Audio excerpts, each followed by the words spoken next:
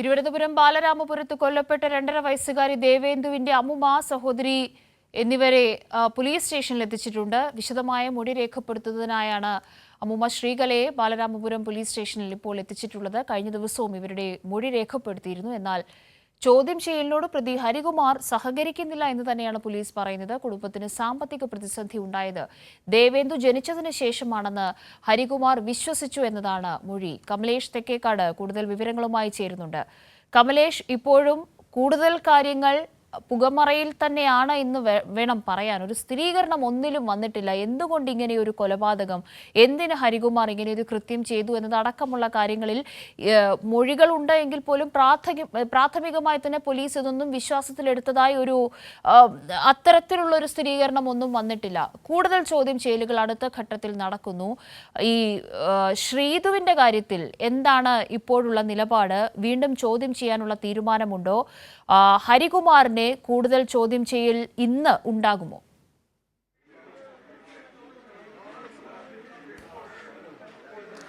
കാവ്യ, തീർച്ചയായും പ്രതിയായിട്ടുള്ള ഹരികുമാറിനെ ഇന്ന് വീണ്ടും ചോദ്യം ചെയ്യാൻ തന്നെയാണ് പോലീസ് തീരുമാനിച്ചിട്ടുള്ളത്. പക്ഷേ അതേസമയം ഈ കുട്ടിയുടെ അമ്മ ശ്രീതുവിനെ ചോദ്യം ചെയ്യുന്നില്ല എന്ന നിലപാടിലാണ് പോലീസ് ഉള്ളത്. അവരെ ചോദ്യം ചെയ്യാൻ സാധ്യതയില്ല.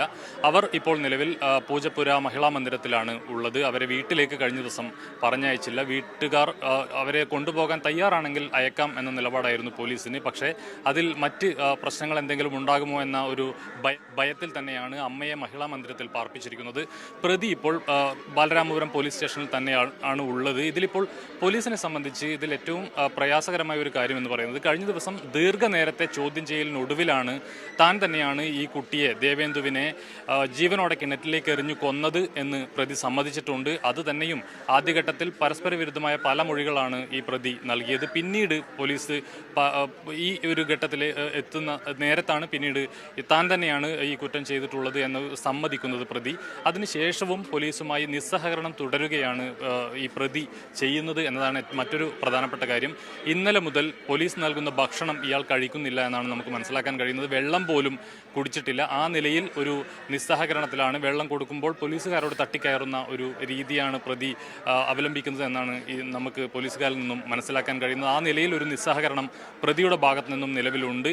അതോടൊപ്പം ഈ കൊല്ലപ്പെട്ട കുട്ടിയുടെ അമ്മുമ്മ ശ്രീകല, അതുപോലെ തന്നെ മൂത്ത സഹോദരി അടക്കമുള്ളവർ രാവിലെ പോലീസ് സ്റ്റേഷനിൽ എത്തിയിട്ടുണ്ട്. ഇവരുടെ മൊഴി വിശദമായി പോലീസ് ഇന്ന് രേഖപ്പെടുത്തുകയാണ്. കഴിഞ്ഞ ദിവസവും ഈ അമ്മുമ്മയുടെ മൊഴി എടുത്തിട്ടുണ്ട് പോലീസ്. പക്ഷേ ഈ പ്രതിയും അതുപോലെ തന്നെ ഈ അമ്മയും നൽകിയ മൊഴികളിൽ വലിയ വൈരുദ്ധ്യമുണ്ട്. അതുകൊണ്ട് തന്നെ ഇവരുടെ അമ്മുമ്മയുടേതടക്കമുള്ള മൊഴികൾ കുറച്ചുകൂടി വിശദമായി രേഖപ്പെടുത്തുകയാണ് പോലീസിന് മുന്നിലുള്ള മറ്റൊരു പ്രധാനപ്പെട്ട കാര്യം. ഇതിൽ ഈ മൊഴികളുമായി ബന്ധപ്പെട്ട് പറയുമ്പോൾ ഏറ്റവും പ്രധാനപ്പെട്ട ഒരു വിഷയം എന്ന് പറയുന്നത്, പോലീസിന് മുന്നിലുള്ള വിഷയം എന്ന് പറയുന്നത്, കൊലക്കുറ്റം ഈ പ്രതി സമ്മതിച്ചിട്ടുണ്ട് എങ്കിൽ പോലും എന്തിനാണ് കൊല നടത്തിയത് എന്ന കാര്യത്തിൽ ആ കാര്യം പോലീസിനോട് വെളിപ്പെടുത്താൻ ഇതുവരെയും പ്രതി തയ്യാറായിട്ടില്ല. അത്തരത്തിലുള്ള ഒരു സൂചനയും പോലീസിന് നിലവിൽ ലഭിച്ചിട്ടുമില്ല.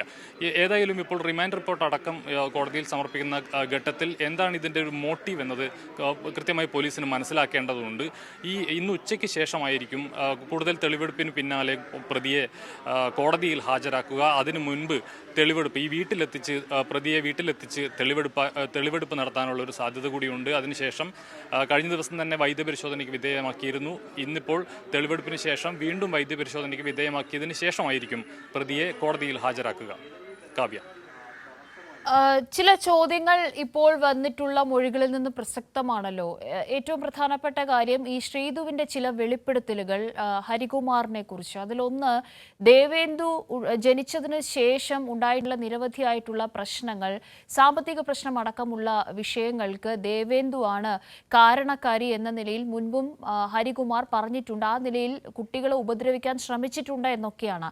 ഇത്തരമുള്ള കാര്യങ്ങൾ കഴിഞ്ഞ ദിവസത്തെ ചോദ്യം ചെയ്യലിൽ ഈ മുത്തശ്ശിയോ അല്ലെങ്കിൽ അച്ഛൻ ശ്രീജിത്തോ ഇവർക്കാർക്കെങ്കിലും ഇത്തരത്തിലുള്ള കാര്യങ്ങളെക്കുറിച്ച് അറിവുണ്ടായിരുന്നോ? മുൻപ് ഈ കുട്ടികളെ ഉപദ്രവിച്ചതുമായി ബന്ധപ്പെട്ട് ശ്രീതു ഈ കാര്യങ്ങളൊക്കെയും രഹസ്യമായി വയ്ക്കുകയായിരുന്നോ? പോലീസ് അത്തരം വിഷയങ്ങളെക്കുറിച്ച് പറയുന്നത് എന്താണ് കമലേഷ്?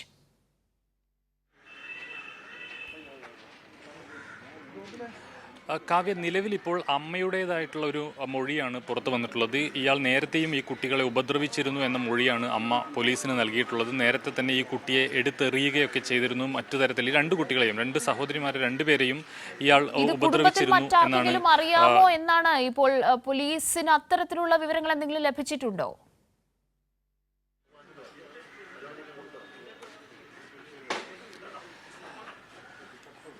കാവ്യ, ഇവരുടെ മൊഴികളിൽ നിന്നാണ് പോലീസിന് ഈ കാര്യങ്ങളൊക്കെ ലഭിക്കേണ്ടത്. നിലവിൽ നമുക്ക് ലഭിച്ചിട്ടുള്ള വിവരങ്ങൾ വെച്ച് നോക്കുമ്പോൾ അത്തരത്തിലുള്ള മൊഴികൾ ലഭിച്ചിട്ടില്ല എന്നാണ് മനസ്സിലാകുന്നത്. നിലവിൽ ലഭിച്ച മൊഴിയെക്കുറിച്ചാണ് ഞാൻ ഇപ്പോൾ പറയുന്നത്. അതായത് ഈ തരത്തിൽ, അതായത് കുട്ടിയെ നേരത്തെ തന്നെ ഈ അമ്മാവനായിട്ടുള്ള ഈ പ്രതി ഉപദ്രവിച്ചിരുന്നു എന്ന മൊഴിയാണ് കുട്ടിയുടെ അമ്മ ശ്രീതു പോലീസിന് നൽകിയിട്ടുള്ളത്.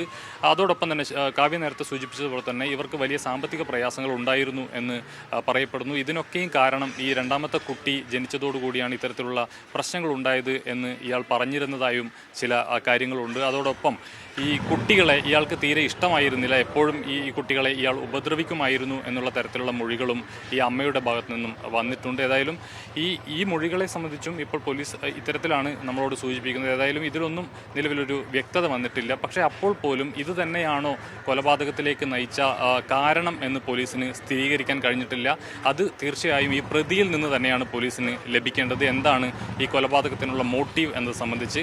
ഏതായാലും അതിനുവേണ്ടിയാണ് ഒരു വട്ടം കൂടി, അല്ലെങ്കിൽ ഒന്നോ രണ്ടോ വട്ടം കൂടി ഈ പ്രതിയെ ചോദ്യം ചെയ്തതിന് ശേഷം തെളിവെടുപ്പ് അടക്കമുള്ള കാര്യങ്ങളിലേക്ക് കടക്കാനുള്ള പോലീസിന്റെ ഒരു നീക്കം. ഇതിന് ശേഷം പ്രതിയെ കോടതിയിൽ എത്തിക്കാനാണ് നിലവിൽ ആലോചിക്കുന്നത്. അതോടൊപ്പം തന്നെ 11 മണിയോടുകൂടി ഡിവൈഎസ്പി ഈ വിഷയവുമായി ബന്ധപ്പെട്ടൊരു മാധ്യമപ്രവർത്തകരെ കാണുന്നുണ്ട് എന്നാണ് മനസ്സിലാക്കുന്നത്. അതിനുശേഷം ഈ കാര്യത്തിൽ കൂടുതൽ വ്യക്തത നൽകാൻ കഴിയും. കാവ്യ.